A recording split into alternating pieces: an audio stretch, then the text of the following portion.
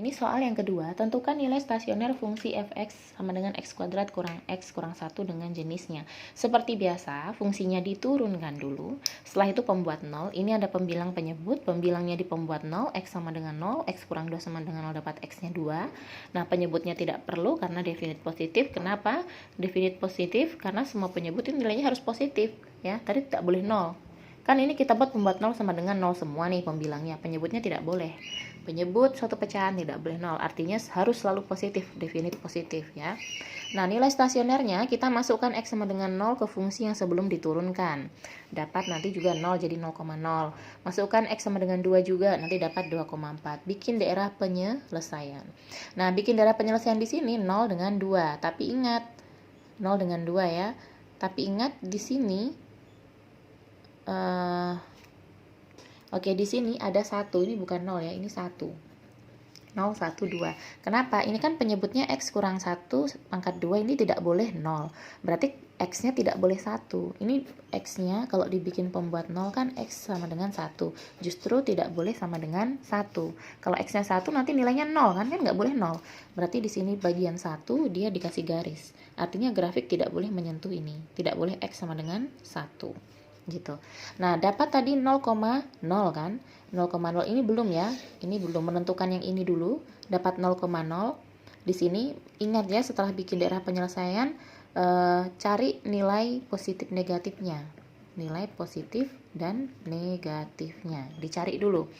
Jadi masukkan bilangan sebelum 0, di tengah-tengah 0 dan 2, tapi tidak boleh 1, lalu di kanan 2. Masukkan ke fungsi sebelum diturunkan. Nanti dapat positif, negatif, positif. Nah, sebenarnya ini ada triknya. Tanpa memasukkan, kalau definite positif, kalau penyebut definite positif, pasti di daerah 1 sini, itu pasti negatif. Pasti kanan kirinya negatif. Otomatis ini dan sini positif. Itu sudah pasti kalau definite positif. Nah, jadi 0,0 sesuai dengan positif, negatif, negatif, positif. Jadi dibuat dulu ya, positif, negatif, negatif, positifnya dibuat, baru kita buat garis. Karena dia positif, maka bagian 0 ini sebelum masuk ke negatif, kita menjulang tinggi grafiknya.